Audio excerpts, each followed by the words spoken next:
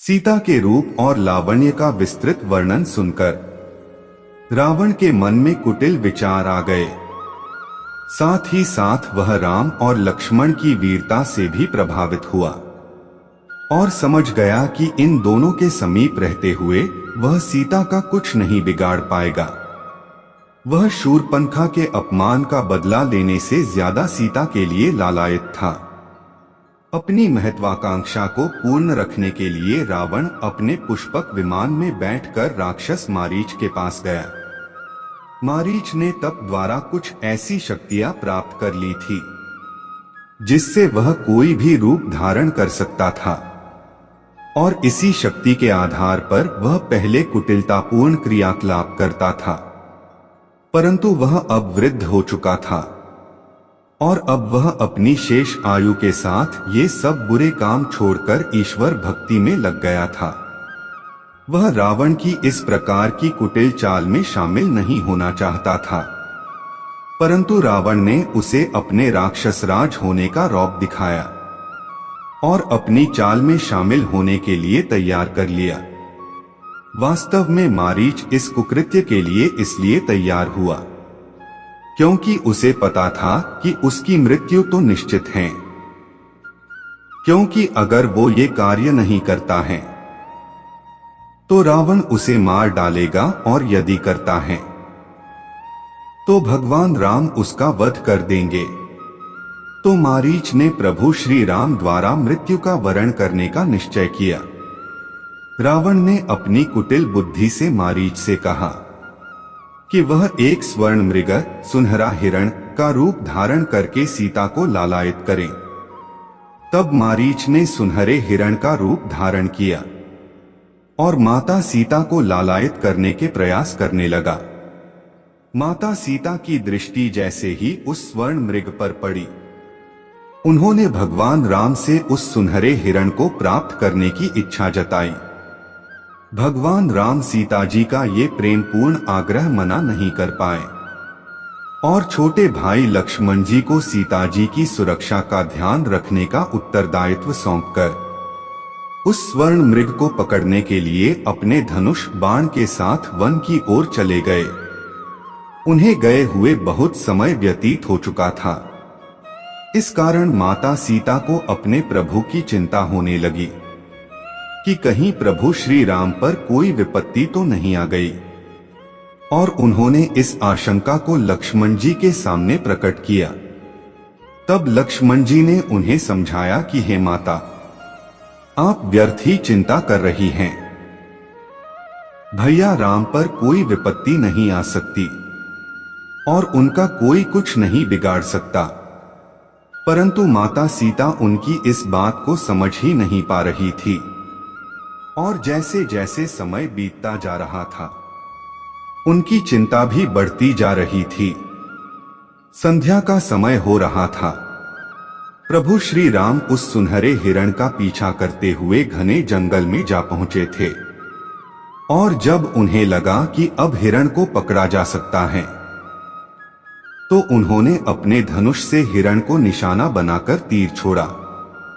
जैसे ही तीर मारीच को लगा, वह अपने वास्तविक रूप में आ गया और रावण की योजनानुसार भगवान राम की आवाज में दर्द से चीखने लगा, लक्ष्मण बचाओ लक्ष्मण, सीता सीता। इस कराहती हुई आवाज को सुनकर सीता जी ने लक्ष्मण जी से कहा कि तुम्हारे भैया किसी मुसीबत में फंस गए हैं और तुम्हें पुकार रहे हैं।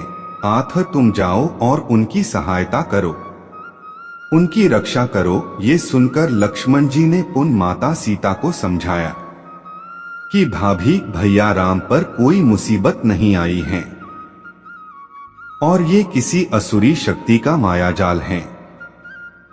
आथा आप व्यर्थ ही चिंतित न हो।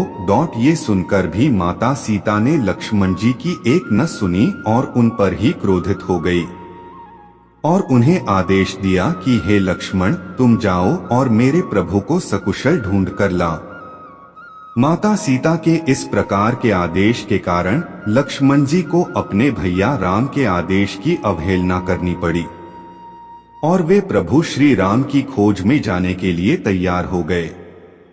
परंतु लक्ष्मण जी अपने भैया राम के द्वारा दिए गए सीता माता की रक्षा करने के आदेश को पूर्ण करने के लिए उन्होंने एक उपाय सोचा और उस उपाय के अनुसार उन्होंने कुटिया के चारों ओर एक रेखा खींच दी जिसके भीतर कोई नहीं आ सकता था। फिर उन्होंने माता सीता से निवेदन किया कि भाभी, ये लक्ष्मण द्वारा खींची गई लक्ष्मण रेखा है, इसके भीतर कोई नहीं आ सकता और जब तक आप इसके भीतर हैं आपको कोई हानि नहीं पहुंचा सकता।